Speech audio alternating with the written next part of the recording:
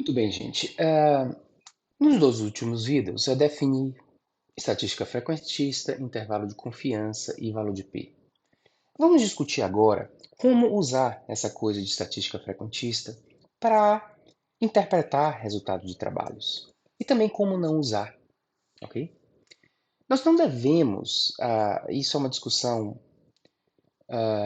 que tem ganhado forma maior nos últimos anos, na última década, que não é de maneira alguma uma discussão contra a estatística frequentista, ou contra intervalo de confiança, ou contra o advento do valor de P. É uma discussão contra a utilização inapropriada, uma utilização dicotômica de sim ou não, que é a ideia do teste de hipótese. Eu tenho uma hipótese, essa hipótese vai ser sim confirmada definitivamente, ou ela não vai ser confirmada. Essa atitude dicotômica despreza resultados sugestivos de uma verdade, né? E pode criar também, só porque passou daquele limite e deu significância estatística, uma crença exacerbada em resultados estatisticamente significantes. Uma ideia mais moderna é a ideia da estimativa, ao invés do teste de hipótese. O meu estudo sozinho, ele não é capaz de provar sim ou não. Dentro de um ecossistema e de uma sequência de estudos que vão aumentando a probabilidade de uma verdade, de uma determinada verdade, pode ser até que o meu estudo seja o melhor deles e seja um último estudo a me dar segurança para que eu me comporte como se aquilo fosse verdade. No entanto, todos os estudos têm incerteza. E certeza absoluta do efeito verdadeiro a gente nunca vai ter.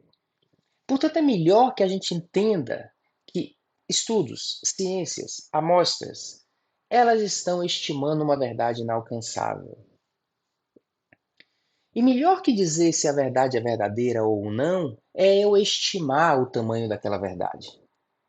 Então, se eu tenho um intervalo de confiança que ele é todo muito próximo de um tamanho de efeito muito pequeno, desprezível, muito próximo do zero, eu vou dizer, olha, para fins práticos eu vou me comportar como se isso não existisse. Mas eu não sou Deus para saber se existe ou não.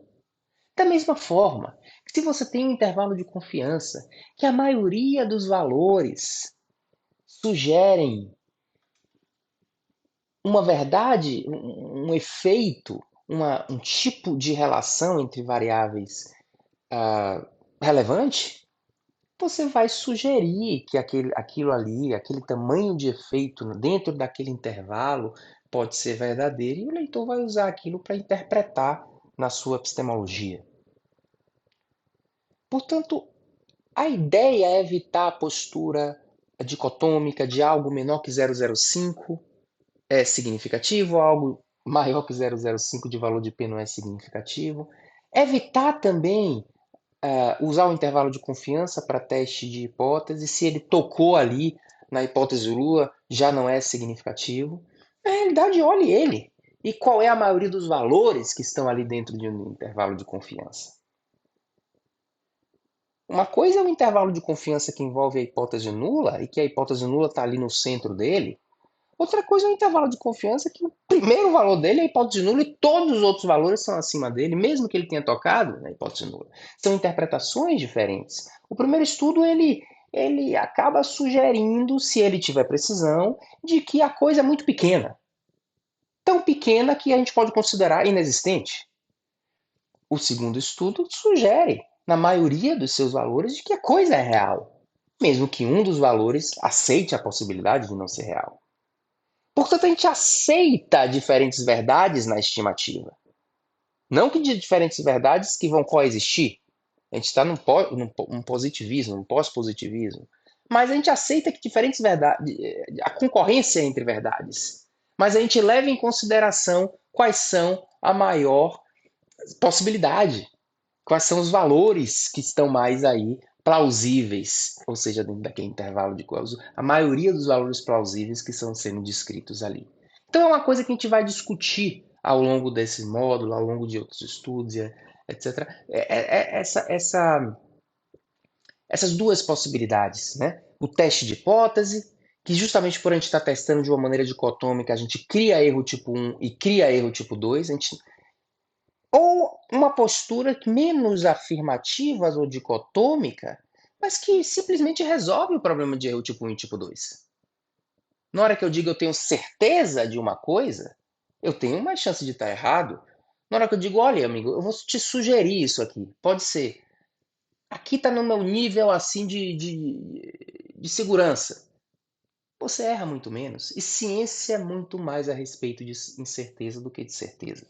Portanto, a nossa tendência é cada vez falar mais de estimativa de efeito. Não usar intervalo de confiança para rejeitar ou não hipótese nula, mas olhar ele como um todo. E assim a gente se comporta mais cientificamente. E importa para uma realidade prática aquele conhecimento como um conhecimento mais realista. Porque a realidade é uma realidade incerta. E isso abre uma discussão para o pós-positivismo. Positivismo é uma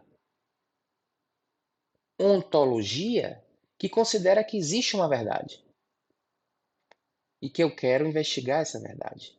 Mas o pós-positivismo reconhece que essa verdade é inalcançável e eu tenho que fazer inferências a respeito dela porque eu não vejo ela com tanta nitidez. Essa é a tendência mais moderna da ciência e, portanto, falamos mais nesse vídeo, valorizamos mais estimativa de efeito do que significância estatística. E obrigado pela atenção.